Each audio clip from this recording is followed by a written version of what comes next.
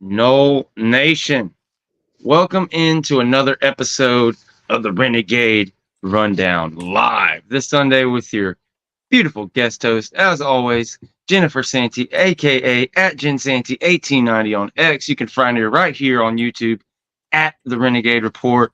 You can get the audio only versions of these over at renegadereport.substack.com.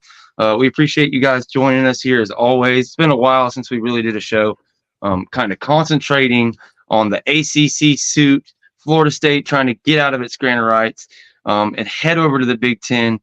And this thing just keeps getting more and more interesting.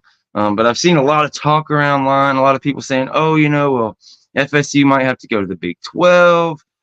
There's this, a lot of doubters. People, we're here to tell you guys this thing is over. It's a formality on this point. I saw a comment, somebody asking, do we go ahead and rip the ACC patches off our jersey? We're really, really close. I mean, if anything, the only thing that I could see happening going forward that would catch us by surprise or shock us would be if this timeline got sped up any faster. Every move that gets made, every filing, it just looks more and more in Florida State's favor. And this latest filing, the ACC files 151 pages. When they're only supposed to file about 51 or 53, I forget what it is that it's supposed to be in this particular situation. They ignore all that precedent and what they're supposed to do in the state of Florida and come with 151 pages of drivel. And basically what they're coming with is they're trying to use the same exact argument that they're battling against the FSU has on their behalf. But it's a million times weaker. It's pretty hilarious, but what's going on, Jen? How are we doing today? Curious to hear your first thoughts of everything that's going on and how you're feeling on this. Well, I mean, I think I said it Friday. I think the ACC blinked. I think the ACC, and I almost think that some of what they put in their latest little motion or whatever it was that they did was more as a signal to the other schools in the league. I don't really think this was for Florida State. I think this was for the other schools in the league. I think that the ACC is kind of screwed because of the sunshine laws here. I think they're screwed in so many ways, and I think they know it. I think they're I think this is a front to make any sort of settlement look good. That's what I think it is. Yeah, no doubt whatsoever. Basically what the ACC did is they filed a motion to stay or dismiss, Florida State's lawsuit against them in Florida. And it's a wing and a prayer. It's never going to happen, not in a million years. And their kind of arguments were just absolutely ridiculous. Nothing that really held legs. One of my favorite arguments that I've seen on this was one from our friend Danielle Kelly, if I can get it pulled up, from a question she answered on Twitter. And it kind of really sums up the main points of this thing. And we love Danielle, wanted to give you guys this, read this thing to you, let you see it. She's amazing. We should probably try and get her back on here soon. I love her. Yeah, I actually hit her up, but it was so late. Who knows? Maybe she can pop up if she gets the message. But yeah, she's the best. Our friend, attorney at law here in Florida, Miss Danielle Kelly. Awesome.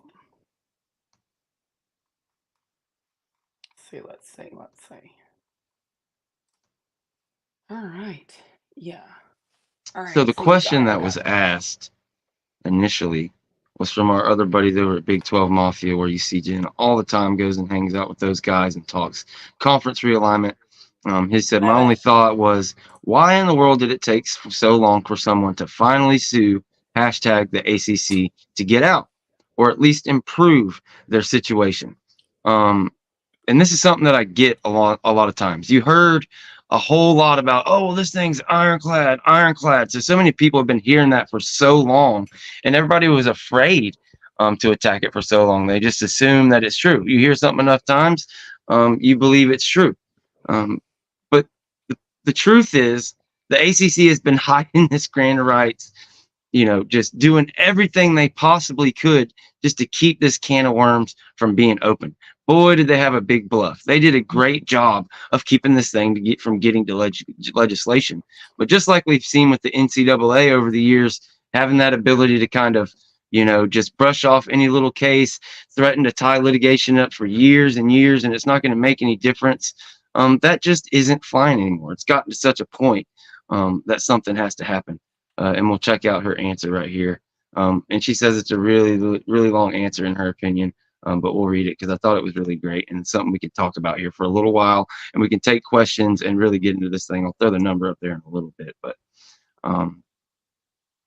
a lot of things. She said things were going on, and this is for context why nobody had sued to the ACC to this point, and why, if it's such a slam dunk, we're just seeing it happen now. She says things were going on even until more recent years passed beyond the original contracts. And she says she uses that term loosely because apparently the ACC doesn't think anything is one when it comes to a contract. The extension dates, the unilateral stuff, ACC going and making deals without even consulting the university, something that happened all the time. Then several other things happened. The NCAA was getting called out for their inept leadership in front of the USSC, antitrust. That's the word I always say come back to, because FSU was leading that charge too in a different case. Not only us, but our attorney general brought it up as well in a different aspect involving the college football playoff. Before all that, keep in mind you had changing of the guard, so to speak, to both the FSU and the ACC. The ACC went from Swofford to Phillips. FSU got a new president and an AD. She makes a great point there. And that's another thing that I constantly bring up when people want to talk about Florida State and, oh, well, they agreed to this. They signed this and they signed that. Well, no, not really. I mean, Wilcox did. Some of these other guys did, but the administration, the boosters, all the people that were kind of in place that let that go on are no longer there. So when you worry about discovery and stuff from Florida State side, they have nothing to hide. They have new people there, and they weren't happy with those people kind of in those positions. They made the changes they needed to get forward, and that's why now you're seeing it, because we have the right people in place. She also goes on to say, in the middle of all this, market is changing. The Pac-12 is falling off. Other schools are joining the Big Ten, the SEC. The NCAA is still in trouble. NIL is now law. And that's another big part of this, why we're seeing this now. And we'll get back to the Pac-12 and all that stuff and NIL and how that affects all this. But it's gotten to the point where if you're not in the Big Ten or the SEC, you're not keeping pace with any whatever right. whatsoever. Florida State had a responsibility to look at what had been done and try to deal with it. They did. If there ever was a valid contract based on what the ACC has done, they urged the ACC in every aspect to do better, shown by the ACC's failed attempts at a gentleman's handshakes agreements with the Big Ten, etc., and the incentives for good performance to get us out from under this equal revenue sharing nightmare no one would put up with in our position. Nothing materialized, but we tried. Legal terms are we tried to mitigate our damages, and they even prevented that from succeeding. Yeah, basically, the ACC tied up every chance that we had to go outside and make some more money. The tier 2, the tier 3 rights, baseball, basketball, every turn that Florida State or any of these other universities look to kind of do ball, the ACC turned it down. They left FSU again. They left us no opportunity, and there's a little bit left of this. The harm to Florida State was being realized, and then you dig deeper, and you learn about Raycom, ESPN, etc. Then you see the deals that ACC is holding us back. ESPN is a part of the ACC and the SEC network, signing a huge deal with the SEC and now the college football playoff. They couldn't with us. The self-dealing with Raycom was part of the problem anyway for not getting the ACC network the same attention. So FSU, who mind you was already fed up before the last season, started anyway, as evidenced by the August Board of Trustee meeting, finally said no more. Legally, they have every right to, and I'm glad they are. So yeah, I agree with her 100%. It's one of those things. The straw finally broke the camel's back. And here we are in this position. I thought that was really eloquent the way she put that. But this latest 151 page thing that got filed by the ACC in the state of Florida, really, it just had no teeth whatsoever. They didn't really None. have an argument there. And if anything, it almost just really showed the fact that they're kind of desperate for a settlement, in so many words. And I think we could get one very, very, very soon. And if they're not careful, Florida State could be out this year. They could never suit up again. I think that's what they're up against. Another big part of this was within this 151 pages was language that pretty much left open. Hey, if you guys want to buy yourself out right now, you can do it. What do you think about that? Do you think LFFSU would be willing to just go ahead and sign the check to buy out their rights, as they kind of highlighted in there? And I'll pull up some of the language around that. Don't you think they could have done that 2 weeks ago? They could have done that when they initially had this meeting, right? Talking about that $500 billion. Of course, they can always buy their way out. You could pay $500 million and buy your way out, right? $500 million, no big deal, right? Who doesn't just have that laying around? Let's discuss that. Yeah, that's why this argument is weak. Florida State is fully aware they can buy their way out of their grant of rights. But is it a ripoff? 100% it is. ESPN could cut off the ACC network as of next year if they wanted to. This is the ACC right now being like, hey guys, look, we're trying to go to the table. Like, no big deal. Look at me trying to be so reasonable. Look at me trying to be so reasonable. I'm offering something they already knew and everybody else knew who can read. Yes, of course, Florida State's always had the ability to buy back their grant of rights for $500 million. That's always been in the air. That's always in the case. This was the ACC saying, hey, look, judge, we're being reasonable. We're trying to let them know this is what they can do. Now, we're absolutely ridiculous in our claims. If anybody thinks the ACC conference is worth $500 million in order to show your games on the CW and the shitty ACC network that nobody watches, okay, I got it. That's why it is a trust case. That is why this is the problem. The ACC. Hey, by the way, guys, I'm not trying to get political. Go look and see what happens to people when they overinflate their values. Go look. That's called fraud. That's why there's antitrust laws, guys. That's called fraud. And there is a certain person who used to be a president, whether you like him or not, I'm just saying, just got hit with a $355 million fine for a victimless crime. You overinflate your value of your company and it causes someone else perceived harm. This is also a problem, which is exactly what the ACC has been doing for years. Okay? They overinflate this grant of rights. Well, okay, here's where I would come in and argue this. Are you telling me that the grant of rights for a team like Wake is worth $500 million, or is it just Florida State? Yeah, because you can't equal pay everybody and then say one person's grant of rights is worth more than the other. You're basically sitting here making Florida State's argument for them is what the ACC is now doing. And again, they have great lawyers around them. I think they're in a really bad position right now, and I think they know it. And I think they're trying to stop the bleeding. And again, I agree with everybody. I do think that Florida State's going to get out earlier. I've said it before. I did not think this was going to be a 2-year lawsuit, but I think Florida State will be playing the ACC in 2024. And I also think that this possibility that Florida State could just renege out of 2024 is going to be another feather in Florida State's cap to say, let's bring this money down. They'll play in 2024 because they could go to court and get out of 2024. That's already been scheduled.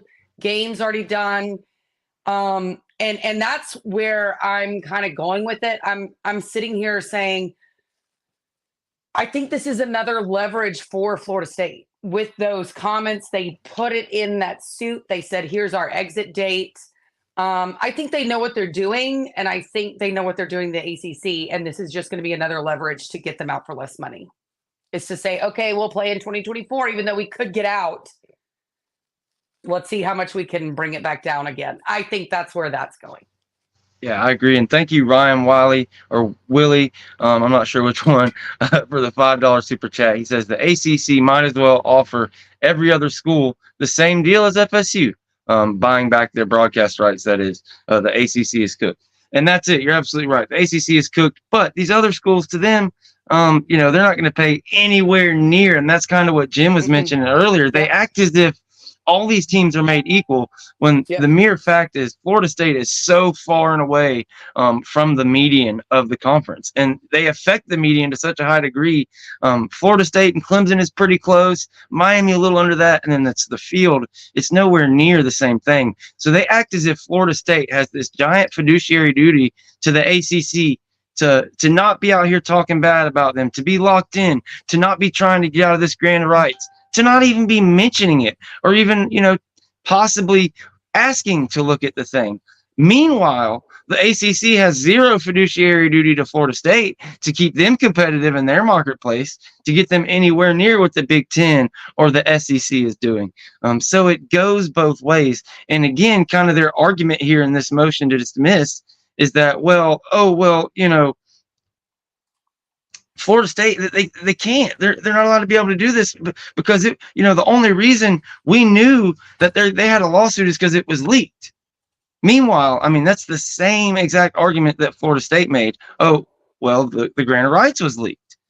So it's good for the goose. It's good for the gander. So it's like, it's pretty wild. They have a much weaker case, and it's like the exact case they're arguing against in North Carolina. So the language is actually there in the case of North Carolina within the contract that says that this thing has to be decided in the state of Florida. So for them to come to the state of Florida with such a weak kind of thing, offering Florida State out, handing out olive branches. I seen another comment in there talking about, ESPN needs to hit the door too. Well, yeah, I mean, ESPN is not attached to the Big Ten. So if Florida State were to go to the Big Ten, they would be away from that. But the thing about ESPN is they're not on like FSU side. If they had it their way, they'd love to keep FSU either in the ACC or the SEC. But you know whose side they also aren't on? The ACC. The ESPN, with what they've had to do, what they've had to kind of narrow, the layoffs, the different things they've had to do the past couple of years, all the hits they've taken with the political stuff we won't get into. There's a ton of stuff. Disney, Star Wars, Marvel, all these different things suffering, taking these huge hits. They cannot afford to have this crazy discovery about some plot to keep Raycom open and all this stuff and operate in bad faith with ultimatums and all these different things. So there's no way. It's cooked. It's game over. The ACC is over. Meanwhile, out in the West, you've got the Pac-12, who's down to only 2 teams in Oregon State and who is the other one? Washington State. So the ACC, I think they really need to figure this shit out, because if they don't figure it out fast, they could be left in that situation, and the Big 12 could take the last couple, 2 or 3 teams. But no matter how much people want to say it on Twitter or talk about this or that, Florida State will not be heading to the Big 12. I'm here to tell you that right now. It's never going to happen. It is not happening. There's no chance.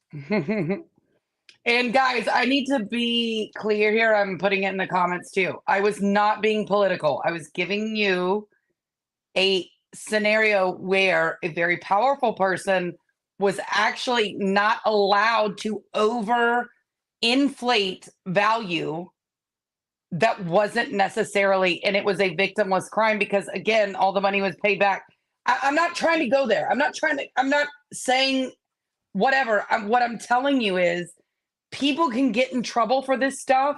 And that's exactly what the ACC is doing. They're overinflating their value when it only comes to Florida State, because I guarantee you they wouldn't be able to do this with Wake.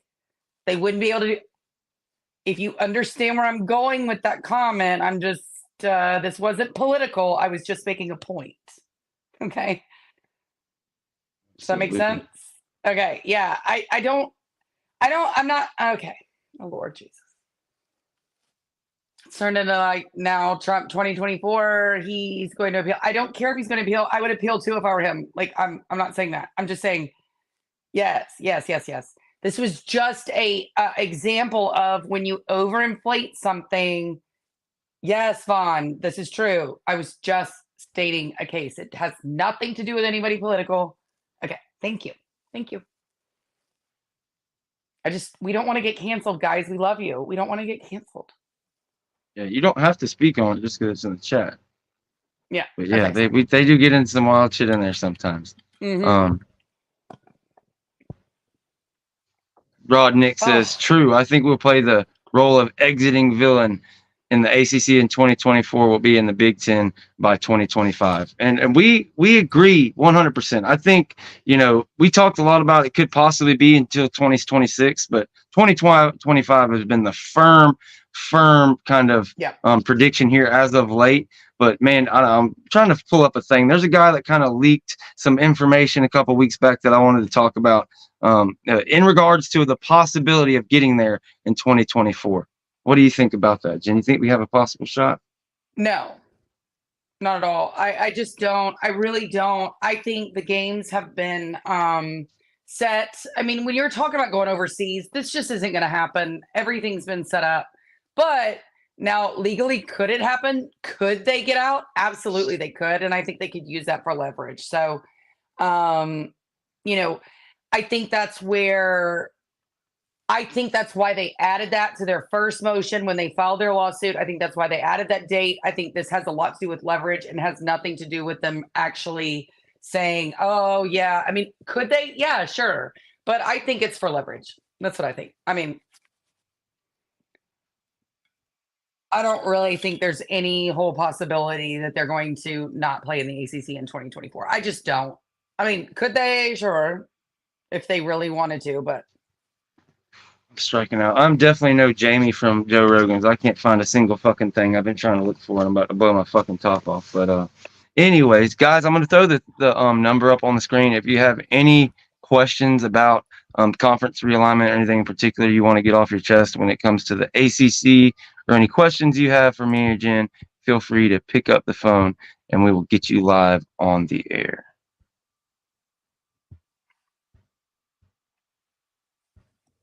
Let's see.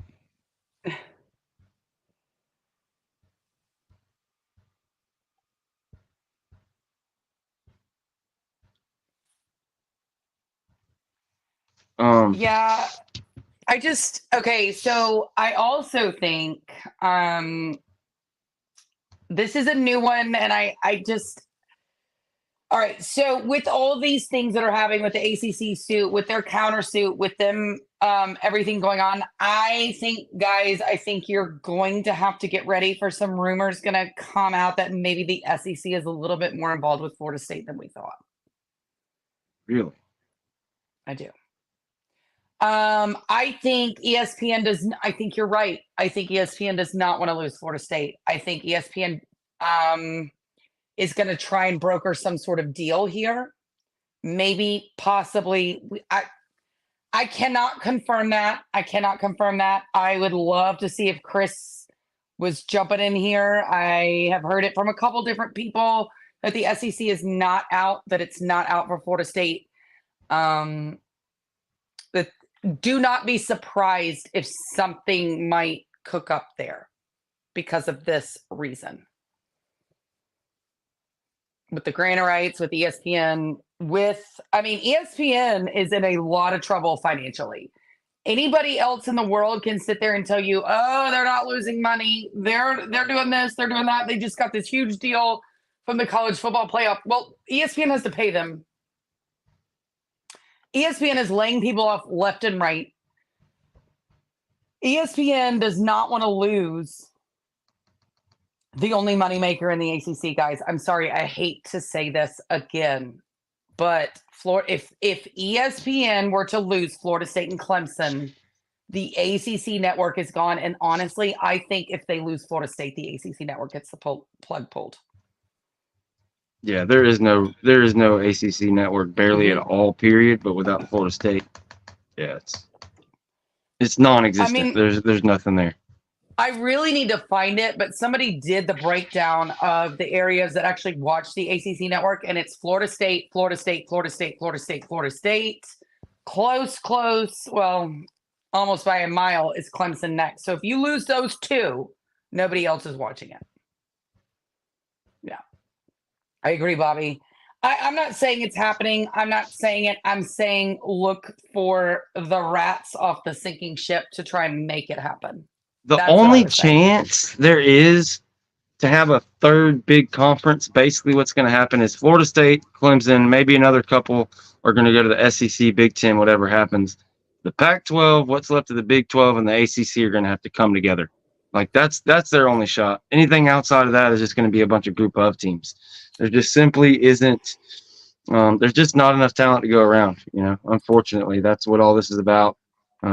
Starting this alliance between the Big Ten and the SEC. It's the beginning of the end for the little guys in that, as far as having hopes of, delusions of grandeur. But relegation is something that, could really happen. Maybe they can figure that out where the bottom couple teams of each conference, each year get swapped out for the very top G5 team. We'll see. We'll see.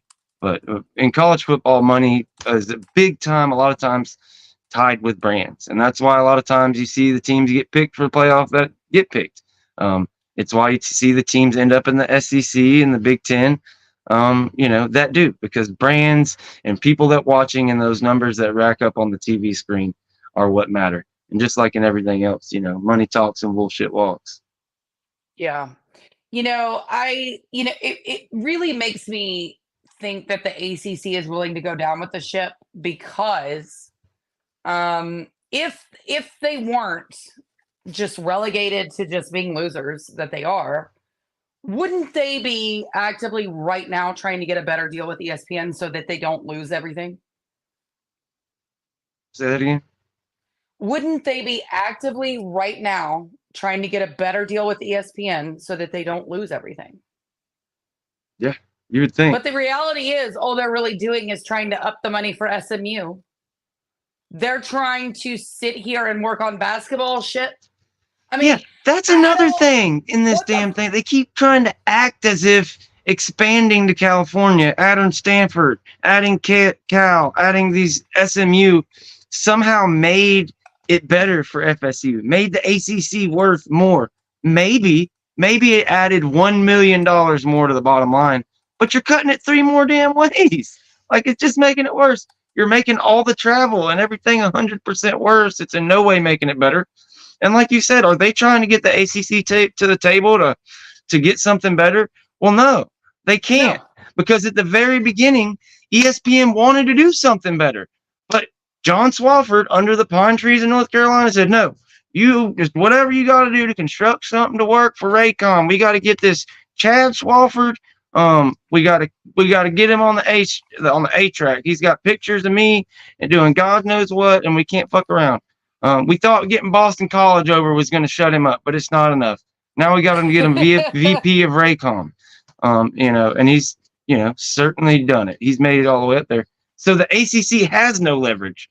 They just completely, they did zero. They did squat in favor of their conferences. Time and Yeah. time again, they negotiated things on the school's behalf without their permission. The whole Notre Dame thing, on and on. There's a million different scenarios you can put. They don't have a leg to stand on whatsoever. They knew what was coming down the pike. So Yeah, I don't know where all these Miami Fox lovers have come from, but I appreciate you guys here. Yeah, would Fox like Miami? For sure. At some point, uh, if things progress, but I don't think they're actually going to progress that far.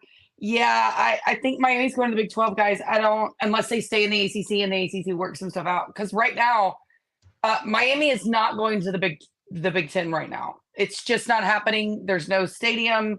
It's a private school. They are really lacking in ratings. They don't really have the national following. There's hardly any fan engagement unless it's online.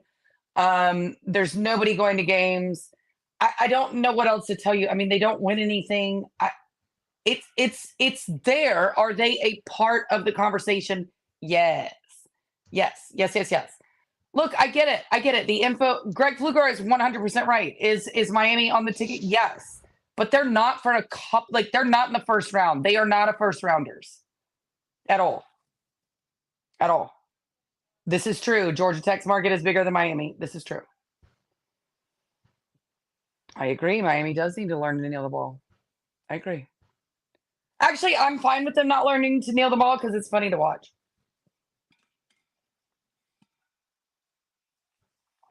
But yeah, so I mean, what do you think, George? Like, what are you hearing if Florida State, just say this all ends tomorrow, Florida State is announcing that there is a settlement.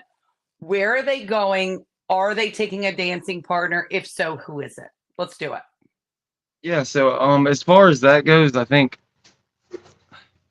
that's a good question. I have no idea. I don't think there really is a dancing partner. I think it's all about getting Florida State in there. I don't think there's anybody near kind of the level, the importance. I think once you get Florida State in there, it makes it that much easier to go out and get anybody left in the pot. Clemson seems like the best one, but they don't necessarily have the athletics. You spoke about Miami. They seem like a great one, a great kind of property, but they don't have their own stadium. They're a private school. These things working against them. So it's really hard to kind of pick who that next team is. If I'm the Big Ten, I'd love to have North Carolina, but it's going to hard to be able to get them away from the SEC whenever that comes to table. So you keep going back to Clemson and Miami. It's really kind of a toss-up. I think Florida State gets there, and then the next kind of year after that, once the wheels start falling off, I think that's when you see a Miami or a Clemson slip on over. Yeah. I don't think it's a first rounder thing. I think the first rounder is the hope that Florida State gets out. I think the pipe dream is that Notre Dame does it too, and then everything's over. Or say a North Carolina decides to do it, which they can't. We know now they are not going to do it for at least a couple of years. So I think that is the hope right now, is that you could cut off all this conference realignment real quick with only two teams making that jump, and everything else would stay the same and everybody would be happy. But Notre Dame loves to be selfish, and it's just not gonna, they're just not gonna do it. And that is the only way to stop it, is if it's Florida State and Notre Dame. There you go. That's it. Jeff Hill comes in and makes it rain with a $20 super chat. First realignment happened to the ACC, sit on their hands and did nothing. They wanted to do something. They could have grabbed Oregon and Washington. They could have forced the issue for Notre Dame, but they did nothing. I agree, Jeff Hill. I agree 100%. In 2020, when COVID hit, 2019 heading into 2020, they had all the leverage in the world to force some kind of increased, better terms with Notre Dame, put them on a timetable to join the conference, something, anything, but they didn't. They caved. And talking to Chris and some other people, they got paid more than anyone else too. They got paid like a full, their full, treasure trove for that, more than anybody else. They got the full payment for an entire season, even though it was that protracted season and everybody else made peanuts. So yeah, I agree. And when it comes to realignment, you go out and get Cal, Stanford, and SMU. Well, meanwhile, Oregon State and Washington State are sitting there. Those would have been two much better football programs to bring into the ACC and have a chance to compete. Those are teams more like a Louisville, a Pittsburgh, that aren't necessarily powers, but every couple of years can put together a good team. But they didn't. Every single place the ACC has an opportunity to be fiduciary sound, to provide some kind of level of mediation with FSU. They haven't done it. And one thing I want to talk about that people talk about is unequal revenue sharing and yada yada. The ACC tried and FSU just wasn't with it. That is not true. And I've talked about this before. Florida State brings in 15% of the money, 15% of the eyeballs, everything. When you break down how much money the ACC makes, their tiny nut they get from their effed up contracts they made with Raycom and ACC and ESPN, 15% of that is right at $80 million. If they would have actually done an equal revenue sharing and give Florida State their fair share, Florida State could have been the big dog or the big fish in the little pond. They could have stayed right there. But no, they didn't want to do that. They wanted to, do this, do that. And Florida State bet on themselves. They said, okay, you want to put all this incentivized stuff in there. You don't want to work with us. That's great. We'll do that. We'll get those incentives. We'll win the conference again. And here, Florida State is on top of the world with all the leverage in the world. And when you look at what's going on with the courts, okay, these kids, these schools, it's being treated more like a business and the power of the almighty dollar. They're not able, like a mafia boss, to just keep hiding these dollar bills. No more. It's out in the open. Florida State has to get what it's worth, just like these players have to get where they're worth, just like the coaches have to get where they're worth. At every little level, shit rolls downhill. ESPN just signed a $7.8 billion contract with the college football playoff. $7.8 billion. And when you've got a playoff team, you can't be messing around in the ACC like they are. Something has to happen. Something has to change. And Dartmouth, take that case for what it's worth. Those guys are on the winning side of that thus far. There's another case out in USC that we talked about. The time is now. 2025, mark my words, Florida State will be in the Big Ten, no later. But I'm really interested, even though I couldn't find it. There is an opportunity. There is, if only so slight, if the ACC fucks up, excuse my language, that even though you have this game in Dublin and everything else, there is a chance that it could happen in 2024, even if it's only 0.0003. And we'll talk more about that if I can finally find that argument that I had read the other day. But I wanted to show you something really cool. We have a members only video coming tomorrow, and it comes, kind of, in this same realm of thinking here. We're going to play you one of the short clips here of a question that Jen had talking about Tennessee and them kind of fighting the NIL and NCAA kind of requirements here as of late. Tennessee had to do this, and I applaud them for doing it. I never really applaud Tennessee for doing a whole hell of a lot, but I will applaud them for doing this and actually fighting back on it, because when you go out there and you don't have rules, you can't then come back and say, hey, these are the rules that we've now had in place, so now we're going to retroactively punish you for it, when we couldn't be bothered with it before because it was too complicated. I don't think there was much of a choice there, because should the NCAA decide to take action against Tennessee, it'd be different than with FSU, whereas a repeat offender, they would probably have the book thrown at them. I think so. That's just one little clip there. That's with probably the biggest NIL lawyer, I don't know if about the biggest, one of the very first ones to really get into it. His name's Darren Heitner. So we got that members only video coming out tomorrow, and then we start releasing reels and short videos, and eventually that whole thing will be public. But that was a really good conversation. If you guys get a chance to check that out, do it. It was fun. That was a good one. But yeah, we talked to him a lot about kind of the NIL stuff. And if you've been following us and stuff, you heard about the fact that Alex Atkins, he's not going to be in Dublin with us. You heard us talking about that, how we start the year off in Ireland. He's got to miss the first 3 games. Florida State was kind of the very first target of this NIL prosecution, or whatever you want to call it. The NCAA, after saying, oh, we throw our hands up, we don't want to, just do whatever you want to do, they come down and decide they want to start levying fines. And Florida State kind of had a slap on the wrist situation. They kind of got snitched out. Unfortunately, a story broke and a situation happened where a kid went back to his school. Marius Mims, we all know about it. We all heard about it. Long story short, the school grills him and all this stuff. And Come to find out, Alex Atkins, throughout that whole situation, had driven a kid to a meeting. That's it. Drove him to dinner or something like that. Well, Florida State just takes it, takes their suspension and everything. We're like, okay, the NCAA is going to do something. They're going to be rational with this. They're going to work with teams. Maybe they really have an idea of what they're going to do with this NIL legislation. Nope. The very next 3 or 4, and one of the big ones that Jim was talking about there was Tennessee. No, they're not taking it. They're not taking it. They're just suing. Litigation after litigation after litigation.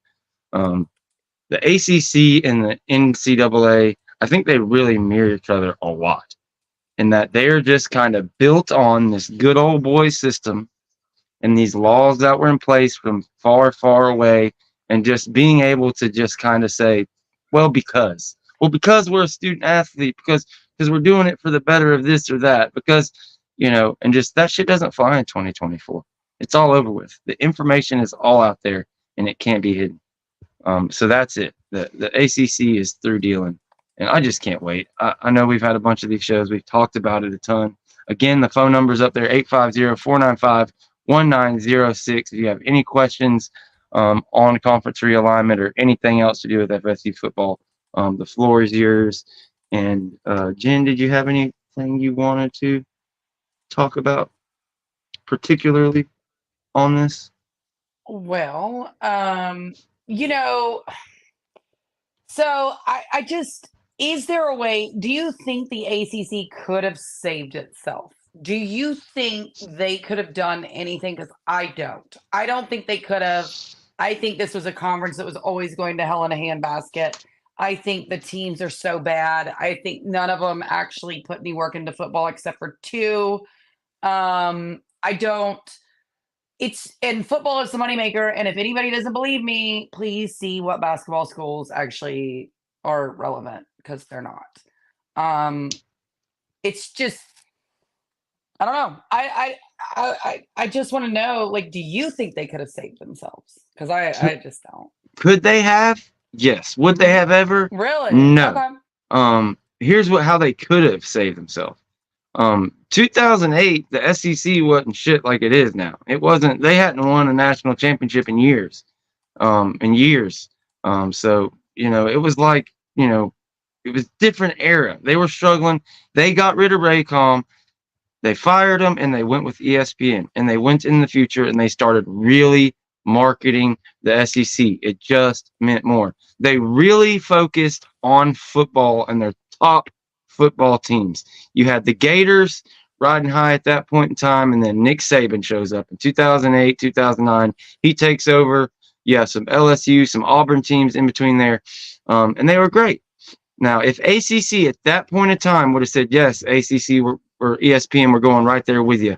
We'll be your other, you can produce our stuff, this and that, it'll be great. If they would have done that, if they would have focused on Florida State and Clemson and their football schools at that point in time, and if they would have looked at conference realignment with a mind forward for football and not basketball, when they went and added Pittsburgh and Louisville and all these Big East teams, yeah, they possibly could have done it.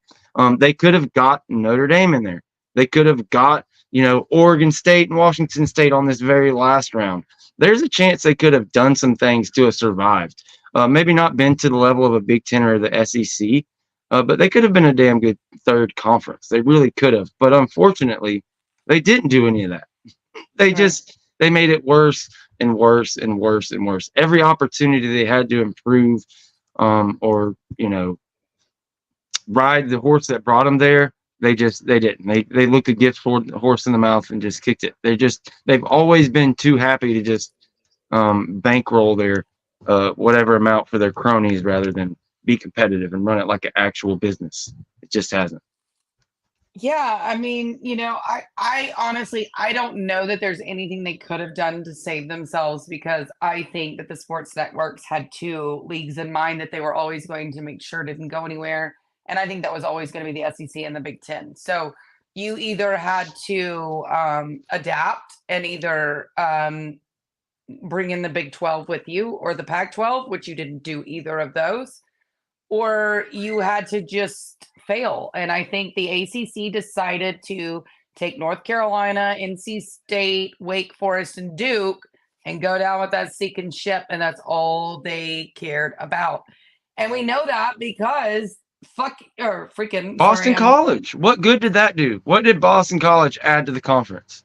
They have a And that huge ties TV back to this market, lawsuit. George. Isn't that what was true? What was sold to us? They have a huge TV market Oh, that yeah. nobody watches. That Just like nobody Syracuse. watches. Nobody Just like watches that or Syracuse, Syracuse yes. or Miami, guys. Nobody freaking watches Miami either.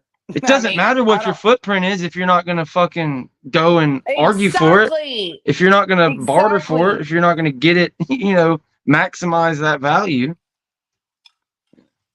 Yeah, they're done. It's just, guys, no matter what you see online, no matter what anybody tells you, it's game over for the ACC. Florida State is getting the hell out.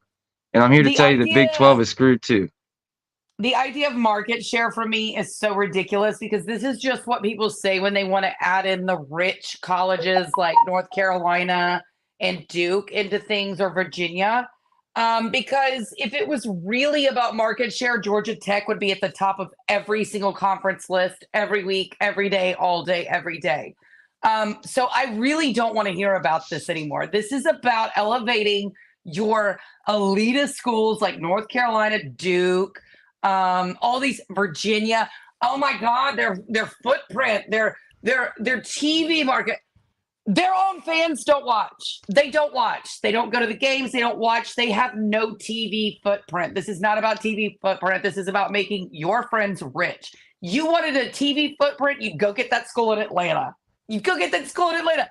That's a TV footprint, okay? You go get a Florida school without any sort of UCF would be a huge TV footprint because Orlando, but nobody wants UCF except for the Big 12. And I'm sorry, I'm just so over this. I get it. North Carolina's a huge brand. In what? What are they a big brand in? Money. Money and power. That's what they're a big brand in because they're not a big brand in anything else. When was the last time they did anything in basketball? When was the last time they did anything in football? They haven't done anything in football, ever. Like ever, ever, ever. And that's the sport that makes money. So again, this is about power and money. And that was another big domino. That was another big sign that if you can't see past that, read the writing on the wall. I don't know what to tell you. When North Carolina distanced themselves from the ACC and came out and pretty much said the same exact comments that Michael Alford said a year ago, I mean, they're just, every single thing that comes out, it just tells you the ACC's pride as a power conference. It is what it is. It wasn't. It ceased to be this year. When Florida State got left out of the playoffs, it was all over. Okay, look, we're not going to get on the chat and just start lying. North Carolina did not win the basketball championship 3 years ago at all. I don't watch basketball, so I'm not sure. I know they did win it recently. They didn't, did they? I don't know. I'm going to have to look it up now. North Carolina's been terrible. Weren't they in like the NIT like most of the time these last couple of years since what's his name left? Come on, we're not going to get on this chat and just start lying. Let us find out. We're not doing this. No, 2017. 2017, that is not a few years ago. Okay, that's not a few years ago. That is we're not doing this. 7 years ago. So, fact check for the chat. Sorry, guys. We're not, again, I'm not doing it. I'm not doing this. Made the final. Oh, who cares? North Carolina is terrible. I'm sorry. We can continue down this road if we want to. Basketball makes no money, guys. It makes zero money. If basketball made money, Gonzaga and Memphis would have their choice of conference. They don't. That's all. Kansas would not be relegated to the Big 12. Okay, Kansas would be in whatever conference they want to be in. It makes money, and it makes money in that, like that guy that makes $50 an hour. It doesn't make money in that $50 million parachute like football does. Exactly. That's the difference there. Like they make a little bucks. A couple people can make some, but it doesn't move mountains. It doesn't cause conference realignment or anything like that. It's all about college football. Yeah, I mean, it is. It's 100% about college football in North Carolina. We don't want to hear about your lacrosse team or your water polo or whatever it is that the ACC network wants to show that nobody watches, because nobody watches the ACC network unless you're discussing Clemson or Florida State. And you can either agree with me or disagree with me, but that is just, look, the numbers and everything else lay that out. So you can tell me I'm wrong all you want to, but the ACC network knows I'm right. So yes, water polo. Do you know I turned on the ACC network one morning because I was like, it's 6 o'clock. I can't sleep. Let me see what they're up to. Synchronized swimming was on. Synchronized swimming. FSU don't play that shit either. We literally have the least amount of sports of any school. When you look up the different amount of sports of all the top schools around the country, yeah, we don't have a ton of them. We don't get into all the tiny stuff. We're starting to get some stuff. I think they're adding hockey, got wrestling, some different stuff. So it's cool. Not to change the subject, but we did get a good question here. I want to honor all the questions. The guy says, Sure. Hey, George and Jen, first off, thanks for always providing a great show. My question to you two is, which player are you most excited to see us take a step forward that was on the team last year? Mine would have to be Kyle Morlock and Hakeem Williams. Keep it up. Thank you. First, let me comment on Kyle Morlock and Hakeem Williams, and then you can think of who your best players are that you want to see improve. I love those picks by you, man. Kyle Morlock, I think, is extremely underrated. I think people just see all Jaheim Bell left. Florida State's going to take a step back. I think Kyle Morlock really getting comfortable in this system is going to be hell on teams this year. I think with the athleticism and the increased speed on the outside, being able to take the top off of defensives, Kyle Morlock is just going to be that much better of a blocker. He's going to be that much better. Second year and built by storms.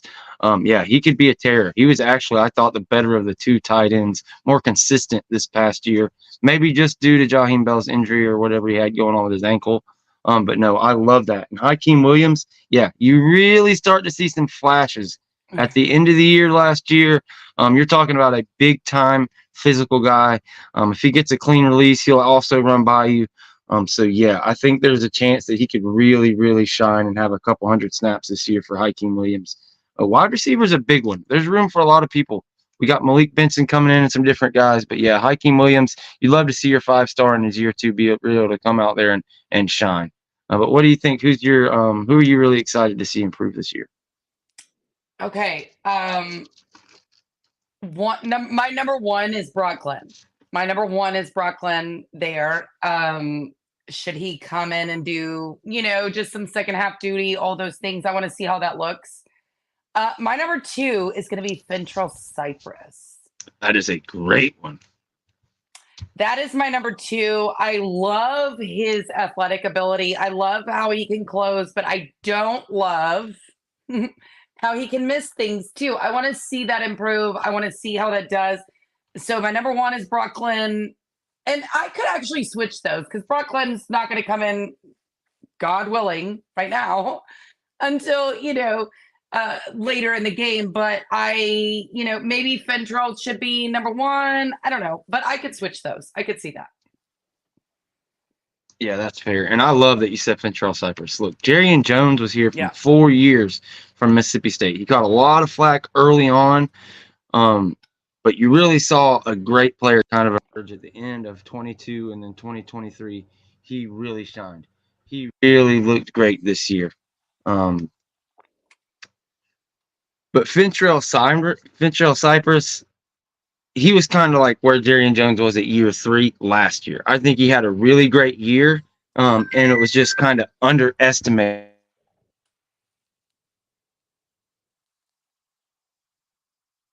Oh, we lost you. That chat, I got a call coming in. Oh. You got to get that do not disturb, George. Come on.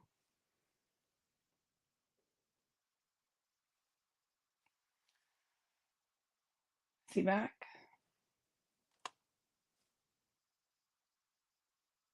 You can't see the chat? Oh, no. Jeff Hill, $5. FSU has carried the ACC conference since 1992. The only other team that's done it is Clemson. The rest of the schools haven't done anything. Yes, we totally agree, Jeff, man. It has not even been close. And you'd think they would take care of those two schools, but really and truly, they just totally get screwed there. Sorry, that was one of those calls you have to answer. That could have been something. Could have been some breaking news for us. Sorry. No, you're good. But it wasn't, I guess. No breaking news. I would have Dang said something. I know. We'll figure out. We won't be so awkward always, but it's funny. I think it brings some charm to the show when we do that. How are we awkward? It's not awkward. Let's see.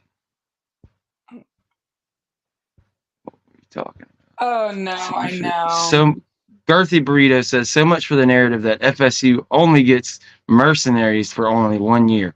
Kyle in his second year, as well as Cypress and the other guys. Yes, absolutely. And that's another. I'm glad you brought that up. Because I haven't been shy about it. I've always been big fans of like X's and Noles, the Nole cast, what Bud and Ingram have done at Tomahawk Nation over the years.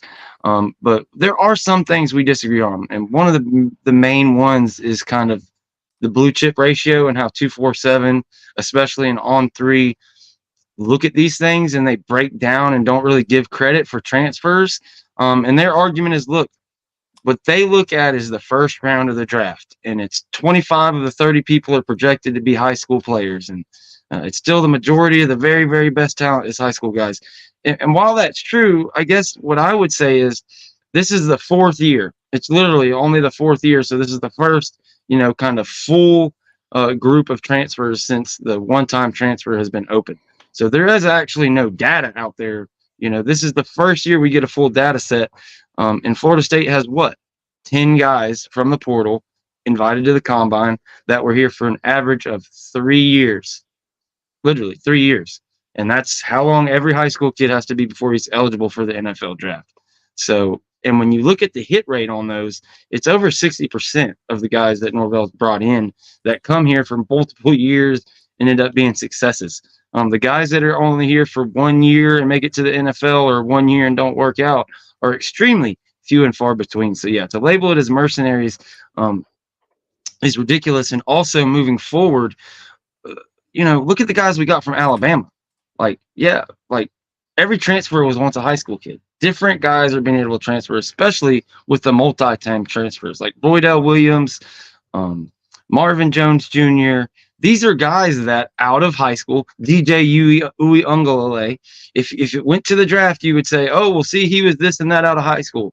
Well, he was also a transfer, but Florida State doesn't get the credit for him being a, 99.99 or a 1.01. Only the high school team that got him did.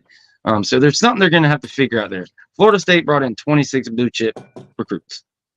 Miami brought in 15. Okay, that's 11 more. And sorry to pick on Miami, it's just an easy one to do, but it's like you can't tell me that you can't tell me overall that Miami's four spots better at number 6 than Florida State when we brought in 11 more blue chips than them.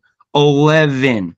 They brought in 17 3-star high schoolers, I believe, and like 7 or 8 transfer 3-stars. I mean, they brought in 25 to 30 3-stars.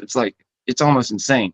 And they basically brought in completely just changed half their roster. Meanwhile, you got all these guys on Twitter saying, all our best players are true freshmen, baby. 3 years running. All our best players are true freshmen. Y'all's best players are 6-year seniors. As if that's a bad thing. As if keeping your players around is bad. Now, 6-year senior, that's a little bit, yeah, we only have a couple guys like that. The thing is, Miami has taken damn near the exact same number of transfers as Florida State. They've just been god awful, and their good high school players leave. So their players just haven't been as good, so they're not publicized. Nobody talks about it. Nobody cares.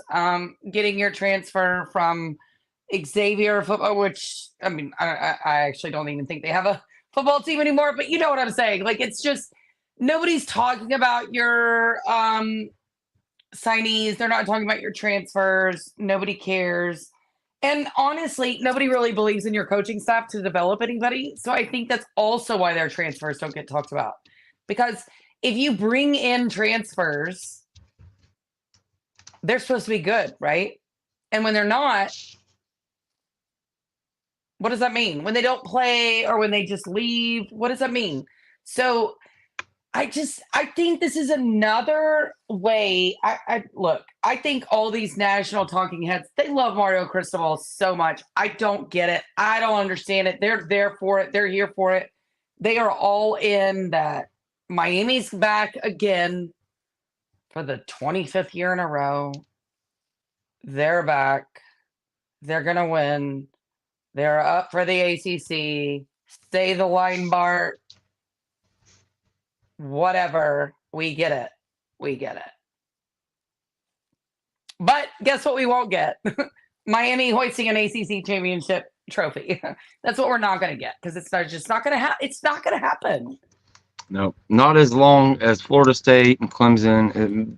It'll be so funny. Maybe they'll win one once the conference gets gutted and it's reduced to a FCS oh my God. conference.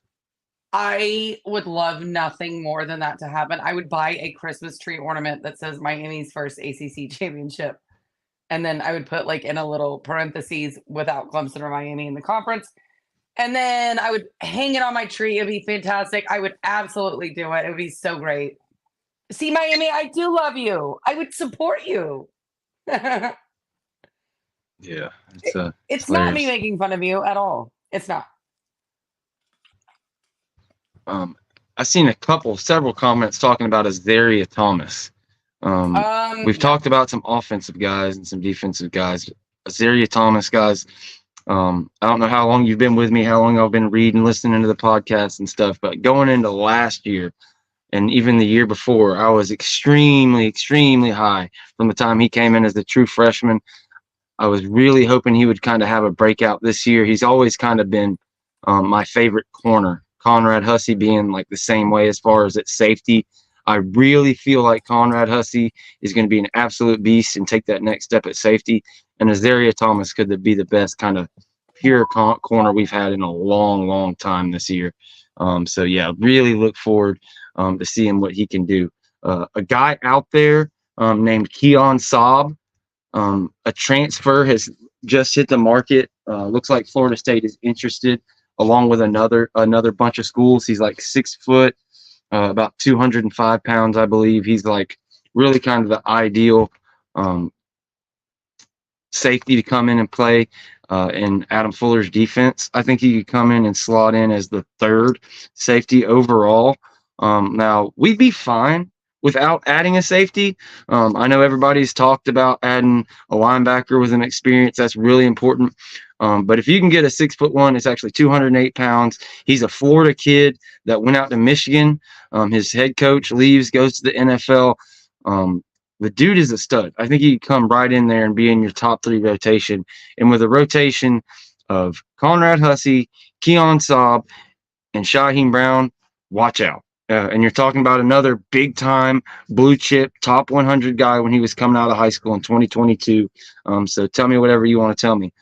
I'll take him 2-3 years later when he's an all-conference level type player that you could possibly get and bring in. I would be happy about our safety position going into 2024 than I was last year if you can get Keon Saab. I think that'd be a pretty damn good replacement for Akeem Dent, especially since he was injured and hurt quite a bit in his career. I think Keon has been a little bit more consistent in his playing time when you look at his tackles and all. But we'll have to see what they end up doing with him. But I would absolutely love to bring him in, and don't be surprised if you see Florida State getting cozy with Keon Saab, because he really looks like the kind of perfect linebacker for us to bring in.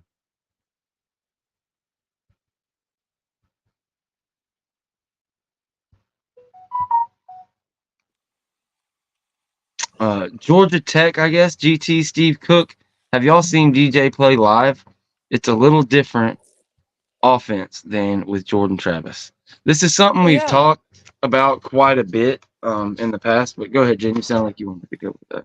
Oh, no, I was just going to say, of course it's different. I think they have different throwing motions. I think they have different abilities.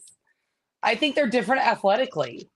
I think to be fair, I think Jordan is way more athletic than DJU is. I think he is way more of a how would you put it? Track star, I guess. He's Jordan. Yeah. Yeah, for sure. But DJ is more polished in his throwing motion. He is more polished in his pocket possession. He is more I would say and this is not to say anything bad about Jordan Travis. Please do not ever take that. But I think that DJU's deep balls are a little better and they're a little bit more accurate. I don't think DJ like throws it up as a jump ball as much. But that was a different in personnel for between Jordan and DJU. So again, that's just, you can't compare the two without putting them on the exact same team. But I am saying there are some differences. There are some differences. And there are some good for Jordan and there's some good for DJ. So, absolutely. You tell me what you think. Yeah, there's definitely some major differences between the two. Mm-hmm. Jordan Travis, we talked about it. I've talked about it ad nauseum. One of the giant parts of Jordan Travis's games was his legs. The threat and the leverage of his legs opened up everything for him. It put defenses in just absolutely terrible places. Froze linebackers, really helped him be able to have gaps and guys wide open and things of that nature. His ability to escape the pass rush when things break down and get outside and do different things is what really made him special. And his passing slowly but surely developed. He got better and better with those deep balls. Jen alluded to it. This year with, a 6'7" guy out there and Keon Coleman, you're throwing a whole lot of 50-50 deep balls. That is just not the same game as DJ Uiagalelei. DJ Uiagalelei comes in here, and he's more what you hear Cam Newton talk about with San Francisco's quarterback. He's a game manager. He's a guy that's going to get in there, and his solutions 90% of the time he's going to look for are with his arm. Instead of trying to break out on the corner, he's going to hit that short route, hit the comeback, hit the wide receiver screen, whatever the case may be. And not that Jordan Travis couldn't do that. He could hit all those throws. But DJU is more likely to hit a running back in stride coming out of the backfield to get a couple more yards. He hasn't always shown to be the greatest as far as throwing it deep over in the middle, making kind of fitting into super tight holes and making giant plays in that regard. But when it comes to playing within the offense, and this is an offense built for playmakers, there's a lot of shit that was left on the field the past couple of years with the quarterback kind of learning and growing. DJU, and this is the point I keep making to people. At the point in his career that Mike Norvell is getting his hands on DJU versus where he got his hands on Jordan Travis, there's millenniums past. It's just way, there's not even any comparison.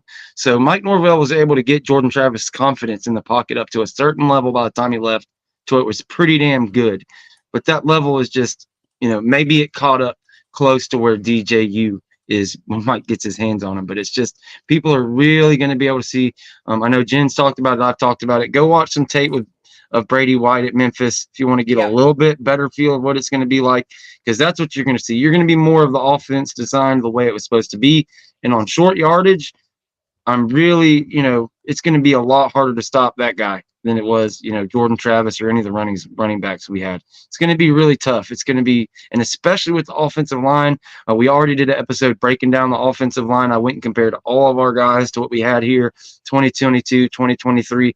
This offensive line is going to be a degree better than it has been since Norvell and staff has been here. This offensive line is going to be killer this year. We're going to be able to get that short yardage. There's not going to be problems in that. I will be absolutely shocked if we have short yardage and red zone issues this year with everything we have coming back and what we have setting up. It's an evolution. People are just so naturally wanting to see a step back, but it's just not there. Wide receiver is the one area where you can really talk about, just because when you have 2,000-yard guys out there, two first-round potential type of guys out there, it's tough. But, there's more talent there than ever. Just your very top two guys are going to have to separate themselves. We're going to have to find out if Malik Benson can be better than Johnny Wilson. We're going to have to find out if Hakeem Williams can get on track to being a Keon Coleman type level talent. We'll have to see. But when you look at the slot's never been better. When Right. you look at bringing Destin Hill back for year 2, Ja'Kai Douglas coming back for another year. When you look at a Jalen Lucas who's going to be able to run kicks back and play running back and wide receiver as well out of that slot, Mike Norvell, like, he finally has every tool there is. Like, he's got it all there. You're finally going to be able to see, I think, the true identity of what this team is going to be moving forward. And the scariest part is it'll probably be better in 2025. There's the issue of DJU leaving, so it'll have to be Luke or Brock taking over. We'll see how that plays out. But as far as building a program and kind of a gauntlet, I think 2024 is going to be a preview, but 2025 and moving on, people are going to see a Florida State team that's it's just going to be one of the top 5 teams in the country year in, year out. It's going to be these ones you have to talk about, like Florida State or like Michigan, Georgia, Ohio State, these teams the past 4 or 5 years. Regardless of what people want to see, the talent is stacking. There is this whole story about mercenaries leaving is a bunch of bullshit. When you look back at 2012, after that season, EJ Manuel disappointed. We lose at NC State. We lose at Florida. 11 guys get drafted. What happens the next year? You win the national championship. 7 guys get drafted. 2020-14, you go to the playoffs and 11 more guys get drafted. I'm not saying we're necessarily going to win the national championship this year or make it to the playoffs 2 years in a row, though I really think that is on the table. I think you do probably win or make it to the playoffs the next 2 years. But as far as the draft numbers, yeah, I think it's true. I think you could get 20 to 30 guys drafted in the next 3 drafts, just like you had back then. And let's just hope we can get one title in there. I guarantee you, or I'm willing to predict or, put my money where my mouth is. I think Norvell gets one in the next 5 years. I'm not sure what it is, but the prerequisite talent will be there. This year it'll be close, but going forward, it's going to be there at a championship level year in and year out. Yeah, I agree. I 100% agree with you on the slot. I 100%. It's the whiteout, I guess, portion that makes me a little nervous. But with Malik Benson, look, replacing Keon Coleman and Johnny Wilson is going to be hard. I am not living in any sort of Delulu world that it's not, right? It is going to be hard, but I think Malik Benson, you got Kentron Portier coming back. That's nice too. Give me some Hakeem Williams healthy. I do love it. Not to mention all the freshmen. Like, can we just, if Destin Hill, please, just a long pass to Destin Hill. I need a 50-yarder to Destin Hill just to start off the year and, let's just go. There's a perfect example. Jordan Travis and Destin Hill had a bit of a trouble getting on the same page. A lot of those balls Destin Hill could have caught, but if it was a little better ball, there's a lot of situations where Destin Hill could have took that thing to the house. And you're like, damn, it was just off. The timing was off just a little bit. I think that'll be the difference with DJU. I think you're going to see that. That's what that game was all about at Clemson, except for just kind of a dilapidated version of it. Put him in Mike Norvell's groundbreaking offense, his offense for playmakers that, it doesn't matter who you play. He schemes this shit up. He's going to scheme it up. We're going to have athletes in place, and DJU is going to hit him. I just call it garnet and gold shades, call it whatever you want. I've seen enough. I just can't wait. And also the way the season's broke down, we don't have that gauntlet. Florida State's been playing catch up since Mike Norvell's been here. We've had 4 tough games right out of the gate, or whatever the case may be, or you end up playing 4 of the top 5 teams in the ACC in the middle of October, whatever the case is. Just terrible back-to-back injury issues. We don't have that. We play 3 games, bye. 3 games, bye. 3 games, bye. So they're going to be able to stay healthy, roll everybody through. We talked about it. Wide receivers kind of an issue. Tight end's going to be a lot of fun. Linebackers, another one we've talked about. There's issues, but I'm excited, man. I just can't wait. Can't wait. If you wanted to point out an issue that I was concerned about, of course, I think it would be linebacker. But again, I understand everybody, like Randy Shannon. I get it, guys. But if there's anybody I really trust to coach up people that you currently have, and there's no other, I do kind of trust Randy Shannon to hook that up. I know. I agree. I did call him radio too. I was right there with you guys. I did do that. I did it a couple times. Called him radio. I did. Look, Randy Shannon, God bless him. But he is a great developer, and nobody can take that from him. His recruiting, I'm right there with you guys. I don't know how great it is, but we're getting there. And recruiting,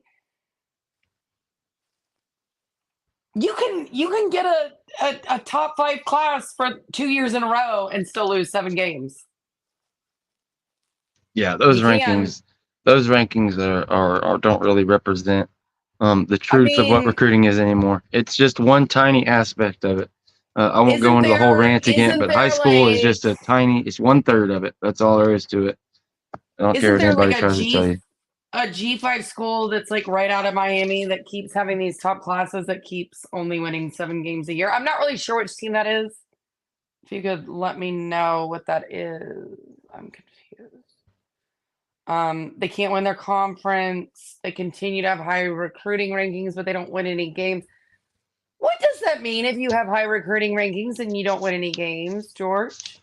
Either that you're just recruiting for rankings or you can't coach worth a shit. I think you get a little bit of both down there in Miami right now. So when you put up the banners for actually winning games, does it actually say, hey, but we recruited well, or hey, we didn't win any games, but we recruited well? I'm just wondering how those ACC championship banners go. Do they give banners for recruiting? No, none for recruiting.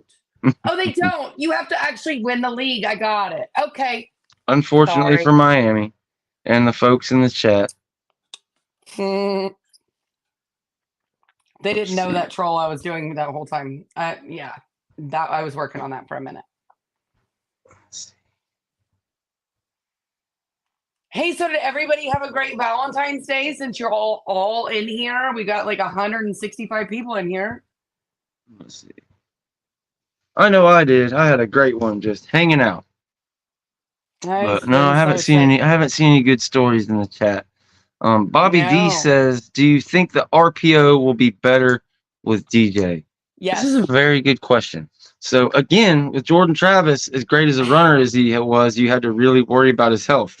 Now, do I want DJU to just absolutely get tore up out there? No. But I think we'll probably see a higher percentage of times when he pulls that thing and it's not just for show.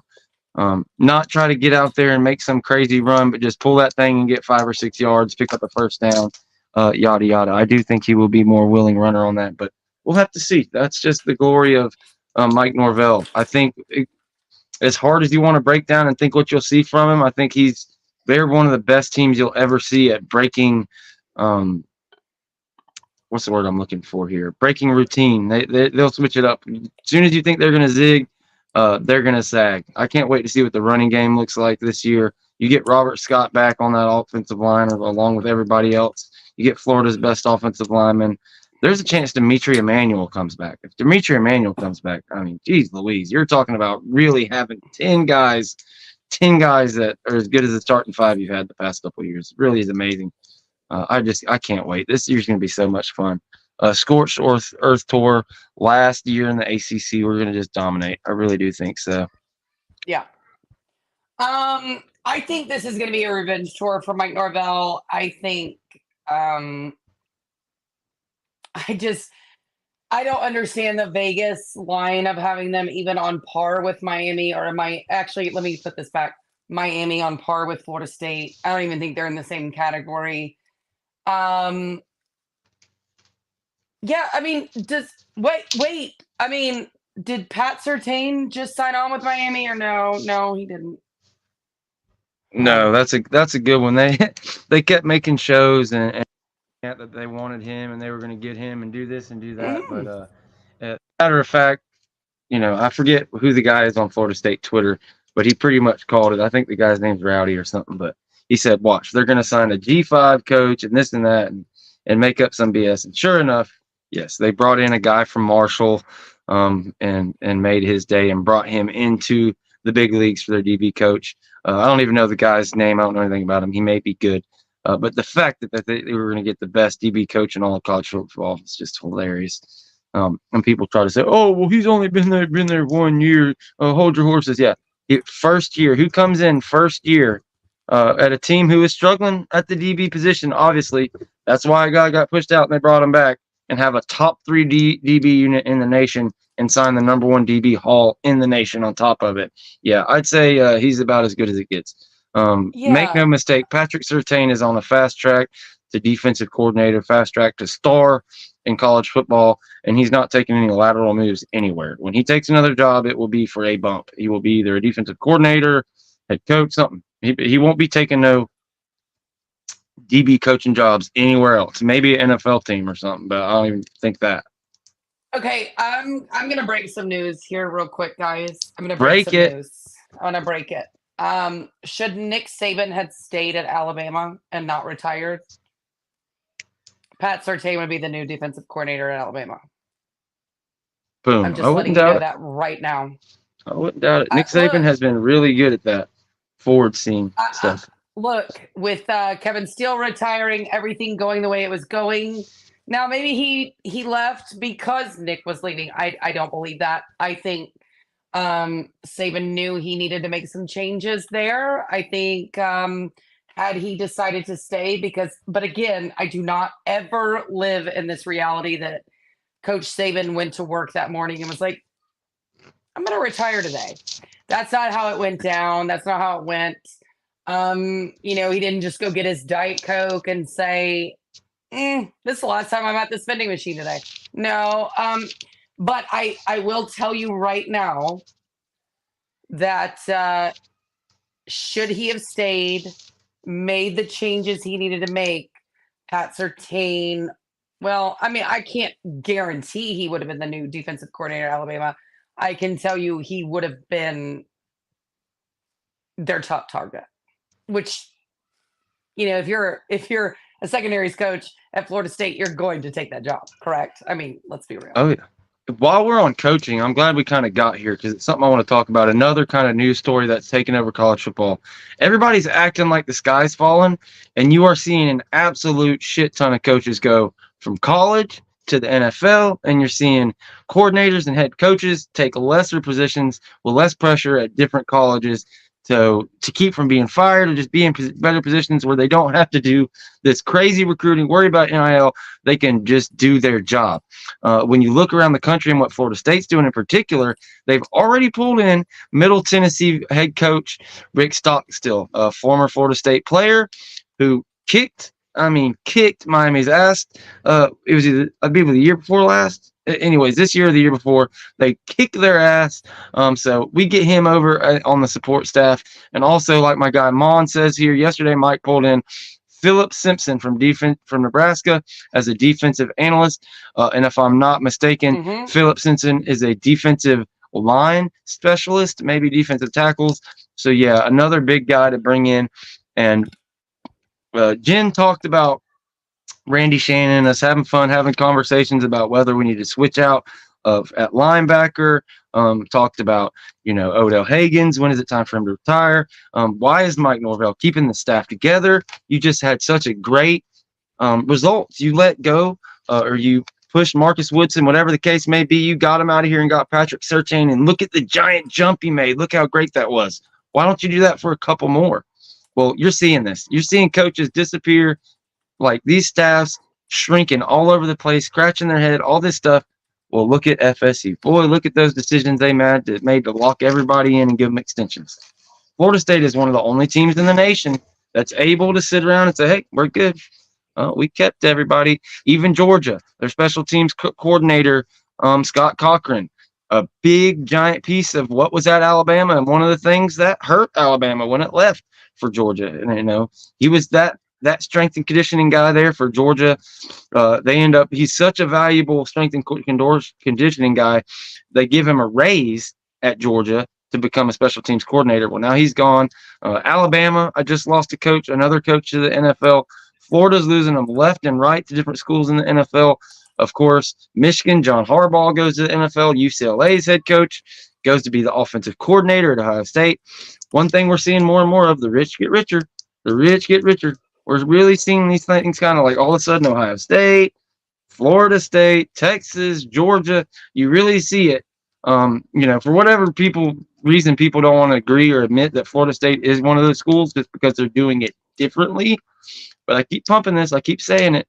There are no data points. This is literally the 4th year of the portal and only the 1st year of the 2-time or unlimited transfer portal. Now that there's true free agency and these dudes can go anywhere they want, we're going to see that percentage of guys that transfer in their career improve. Or I don't know if it's an improvement or a bad thing, but increase. I'd like to know what that is. I wonder what percentage of high school athletes end up transferring in their college career. I know it's skyrocketed, but before it's over, I just think you could see it go up to 30, 40, 50%, something like that. We'll see. Who knows? It might behoove a player to be at G5 and to start for 2 years. Might be way better than sitting and learning for 2 years at another one. Who knows? There's going to be people doing data. Again, this is the only one data point we have over 4 years, one full data point. 10 years from now, they're going to break all this shit down and they'll have it figured out. But for right now, Florida State and Mike Norvell are they're ahead of the curve. And they're so far ahead of the curve, the rest of the country can't see the sumbitch. Like it's like that. Some people do. Ole Miss is seeing it. Ole Miss is using it to their advantage. Michigan saw it. They won a national championship by it. We're going to see. We're going to see what happens. I think somehow Mike Norvell. Somehow Mike Norvell. Did you sound like me just now or what? Mike Norvell with the transfer portal has found a way to bring in elite talent while also keeping that dog eat dog culture toughness thing in there. Like it's really the best of both worlds. It's what Nick Saban and Kirby have been able to do so well for the past couple of years. We weren't able to do it with high school, but they were able to do it with portal. And regardless of what people want to say, it doesn't matter where they come from. You're invited to the NFL Combine. You're a good enough football player to compete. We all saw it this year, and it just kills me. People think it's going to get worse. It's getting better. We are bringing in higher level guys. Watch Marvin Jones this year. I'm telling you, you're going to be shocked. It's going to be a lot of fun. But people, get your questions in here. This has been a lot of fun. We're almost at an hour and a half. We got a ton of people in here, so we'll keep going. But running out of shit to rant about. So keep the questions coming. The line is open there on the bottom of the screen, 850-495-1906. That is the bat line. Give us a call if you have any questions or just want to get a takeoff or anything like that. There was a question in here. Do you think we need to get more offensive line in 2025? I'm worried about our line for Luke in 2025 and 2026. I have a part to add to that. Florida thinks they're flipping Solomon. So is that something that you have thought about with that question? I thought about it? No, I haven't. Here's my thing with Florida, and this is I'm glad you brought this up. This is kind of perfect because here's my take on it. You've got Solomon Thomas, who, obviously they're trying to visit with. There's another guy who I thought we didn't have any chance with, and his name is Peyton Joseph. This is another guy that Florida thinks they're going to get, that Florida State is getting him today, aren't they? Getting him what? Isn't he committing today? You tell me. I don't know. I didn't think so. I don't know. Okay, never mind. Don't listen to me. Let me look it up. Alrighty. I could be totally wrong. Like I was saying, Florida, Solomon Thomas and Peyton Joseph are two guys that are both, Florida wants them and Florida State wants them. They're both pretty high up there. So whether Peyton Joseph commits to Florida today or tomorrow, or Solomon Thomas flips at the end of the day, is Billy Napier going to be at Florida in December of 2024? In January of 2025? No, there's no way in hell. So if you want to be down to Florida and Florida State, if Peyton just committed to Florida, that's great for them. But good luck keeping him until December. We'll see. We'll see. Those are two big names. We got one. We kind of got the number one inside offensive lineman. Looks like they just landed one of the top offensive tackles in the nation. But if you're worried, if you're gonna have your top competition for somebody, let it be the team with the lame duck and the lame duck coach and the lame duck athletic director. I mean, that whole thing is getting blown up. There's no way in hell that thing sticks together. We'll see. Maybe he sticks with that sinking ship and decides to go there, but If you ask me, no way in hell. So good luck. Good luck. Great call there. So breaking news. They get Peyton Joseph. Yeah, I think that's kind of like a South Carolina thing, just a matter of time before he ends up with us. Love it. Maybe. I mean, I guess we'll see. I kind of heard that he was going to do that today and then completely forgot. And then when you said his name, I was like, oh, okay. Because I was really trying I mean, if you to know think something, just about. say it. Don't ask me and then make it like I'm crazy. I knew it. No, Just say it. no. I just was it was the Solomon one that threw me off because they thought they were gonna get Solomon to flip, and then I saw Peyton Joseph, so I was like, that's weird. So are you flipping him? Are you getting both? I don't think so. Ain't no telling. I don't think I haven't heard anything about Solomon, so I think we're good there. Okay. That's the one you just said. Do you think? Yeah, so do you think we need to get more offensive linemen in 2025? I'm worried about our line for 2025 and 26. So regardless, besides that whole Solomon, Peyton Joseph little comedy we did, yes, Florida State is going to get the best like trench classes they've had since Mike Norvell's going to be here. Offensive line, defensive line are both going to be huge this year in the trenches. Our buddy Chris has a $2,500 bet that Florida State signed the top 5 offensive line class. I don't have that going on, but I do believe it. So, and again, if you believe Peyton Joseph is going to sign with UF by the time everything's said and done, I got some oceanfront property in Arizona for you. But yeah, we already have Solomon Thomas, the inside offensive lineman of the nation, #1 in the nation, committed. And I think there's a lot more where that comes from. And defensive line too. There's a guy out there, I believe, named Jared Smith. He's another one of the top offensive tackles in the nation. The book isn't closed on him yet. Hopefully we could possibly get him in the fold. And there's a lot of guys out there. And we'll get more and more into recruiting as we get on into March and April and June when we actually start to get some guys to commit. Right now, a lot of the stuff is just kind of behind closed doors. But they're out there. There's a lot of big time guys coming in, and it's going to be a lot of fun. Yeah. I mean, I think the defensive line recruiting class, offensive line recruiting class this year is going to be, well, it has to be good. This is the year. Right? Yeah. So I think people are going to be happy with that. I think people are going to be really happy with our quarterback room this year. Oh yeah, for sure. Best quarterback room we've had in a long, long time. A long time. I think you're going to see some, some times where either, who do you think is the first quarterback to come in and relieve DJU? I mean, there's not even a question there. That's going to be Brock. It's going to be Brock. Okay. But that said, the question is who's going to win that job in 2025. That's the question. What I'm saying. Yeah. That will be a whole bunch of fun. The chances they bring in a transfer quarterback in 2025 are slim to zero, unless it's somebody to come in and be a backup or a practice team player, because that will be a really, really fun situation.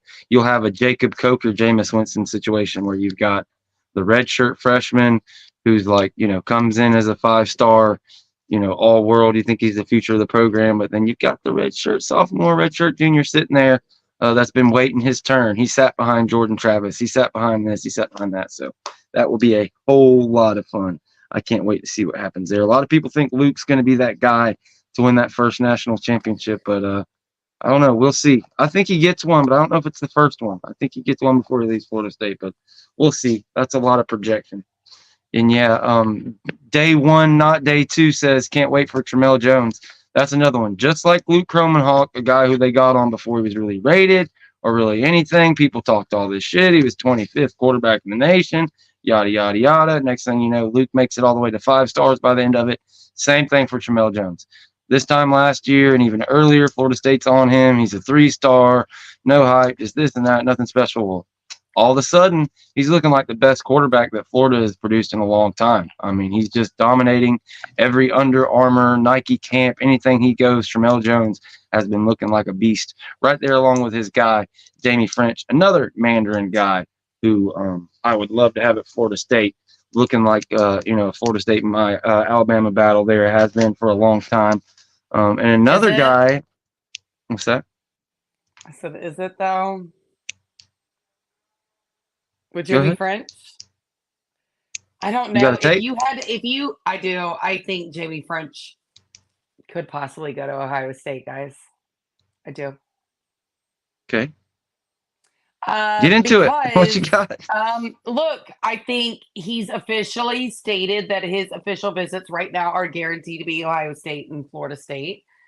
We know how Brian Hartline recruits these type of receivers from this area. I just think that you would be naive to count out Brian Hartline and Ohio State when it comes to our neck of the woods receivers. I'm sorry.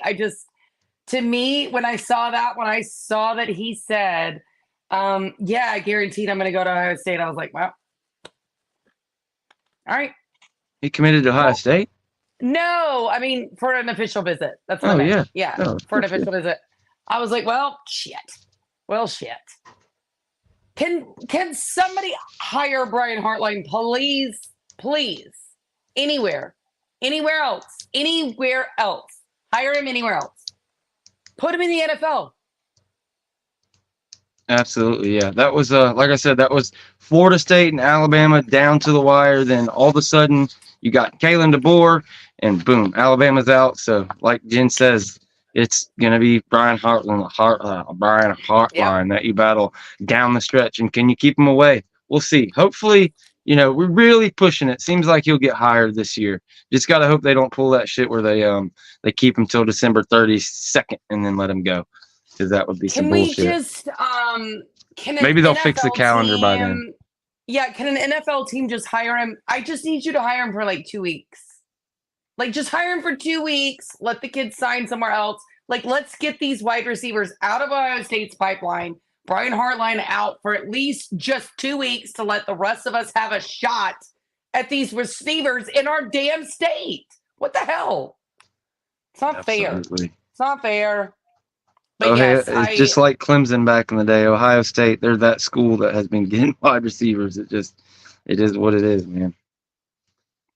Cameron Davis coming on the show, Renegade Report. I don't know, unless you know something we don't know. I would love to have him on anytime. We'll see. Do we know something? Do you know him? Can you hop on in his DMs, please? I'd love it. We do have a show coming on Tuesday that's going to be special, which we will release maybe. Oh, we can announce that. You want to go ahead and do it? Yeah, go ahead and let them know. You reached out, so you can let them know about that. We are going to have LaMarcus Brutus on Tuesday, guys. LaMarcus Brutus, we're so excited. Can't wait. Former Nole DB coming in. That will be a lot of fun. We've had several guys, kind of from his era at Florida State. And just one of those names, if you were a big Florida State fan back in those days, it's going to be a whole lot of fun talking to Marcus Brutus about the expectations of being at Florida State, kind of the whole recruiting environment back then to what it is now. We can't wait to catch up to him and see what all he has going. But again, I really wanted to, I kind of messed it up, but when you're getting into Peyton Joseph and Solomon Thomas and all that stuff in Florida and where they are, look, that shit's crumbling. We've talked about it a lot. I don't worry about anybody we're recruiting against there, because it's a lame duck. Things are falling apart. When you talk about NIL, which is so important now, be it retainment, be it portal, be it even high school guys coming in, they understand. They talk to other players that are already there. They know what they're going to make when they get there from the Battle's End or the Gator Collective or whatever. They can't have conversations with them, but they understand what their position is worth. This has been going on for years now. They have an idea of what they're dealing with once they get down there, and they're going to talk with them. So when you have Billy Napier coming out in a press conference and saying, oh, yeah, we're 18 months behind. It took us to figure out NIL, this and that. Well, that's a bunch of bullshit. We all know for a fact, like, because Florida had the first collective of anybody. They really had it going. We've always been like our buddy Eddie. We've talked to him on Spaces and stuff. And if you didn't hear earlier, if you weren't in here earlier, we told you we're going to have a special conversation about NIL and that kind of whole situation, how it applies to Florida. We're going to have we had that conversation with Darren Heitner, and we're going to release it as members only tomorrow. Well, here's another clip from that. Talking about, I believe, that particular situation, if I've got now the right one here. Coaches coming out and boosters coming out and begging the comments. It's like, y'all weren't behind. You know what I mean? Now you are, but I'm sorry to cut you off. No, we were so far ahead, and Eddie had so many amazing ideas, and there's a lot of people too. There's a lot of there's a lot of blame to be passed around with what happened. Going back to the Rashada issue, I'll let I don't want to be the one who announces all of that. I'll let that information get out there when it gets out there, and I have a feeling it will. And again, I think change needs to happen. It's unfortunate that Eddie alongside Eddie got a lot of flack, and I guess no one was perfect in the whole situation. So, and that's just a little snippet. We had about a 35 minute conversation with him about NIL and just everything that's going on. And again, he's one of the foremost NIL lawyers, and he's been dealing with this stuff since the very beginning. The whole notion that Napier comes out there and we're 18 months behind and all this stuff, they weren't, Gator Collective and Eddie and these guys and Darren, they kind of became the scapegoats for that whole situation. And it was just really mismanagement. And now you've got an issue where all these coaches are leaving, Billy's, saying negative stuff in the press. It just doesn't look good. So you're not going to get me to worry about them when it comes to recruiting and these things like that. So if the guys, they're either going to flip to another school or be on the transfer market within a year or two. So it is what it is. I'm feeling confident there. And of course, we talk about Miami plenty, but let's see if we have any questions before we get out of here. We are getting an hour and 40 minutes, man. We are running long in the tooth here.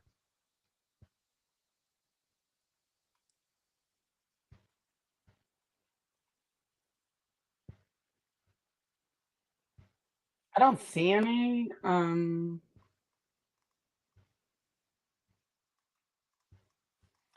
Do you have like a prediction for any sort of recruit? Are we going to have any announcements here? I don't think so. I haven't heard anything, but that's just my I don't really hear a lot about recruiting that much, a whole lot. I just got through telling them we didn't have anything, unfortunately, on that, Jen. But I guess that's about it. I guess we're at the end of the road. I love that we've got so many people. We really appreciate you joining us. This was an amazing, fun show. Let's see. We're at 1:42. We'll give it a minute and a half. Anybody has any questions or wants to get a call to say goodbye, close the show, anything, you'll feel free to do so. Again, the number is 850-495-1906. You can follow Jen on Twitter at Jen Santy 1890. Again, that's at Jen Santy 1890. You can follow me at Renegade Report 1 or right here on YouTube at the Renegade Report. Guys, we can't tell you enough how important it is for you guys to hit subscribe, join if you can, do that kind of thing. But just subscribing and hitting that like button is huge for us. Jen is like, she's a big time businesswoman. She kills the game. She does all these podcasts on the side. She's always working and making this thing right. She's been amazing. We thank her so much for battling through COVID, only missing one show and like 60 shows that we've done. So she's been great. I do this full time. I kind of quit my 9 to 5. I'm really going for this thing. It's kind of the slow part of the year. So we appreciate all the support, every bit of it we get. And we're really putting in the work to get better for you guys. We know it's not always a smooth running operation, but we're getting there, and we've done it with you guys' help and feedback. And we will see you guys next week. No, not technically. It's already Sunday. So we'll see you guys Tuesday, like we said, with LaMarcus Brutus. And y'all seem to really like this Carlos Williams highlight I did with Trub Life's FSU versus everybody. Y'all go check that out. Give him some support because we love this anyway. Hey, man. FSU versus everybody. Let go.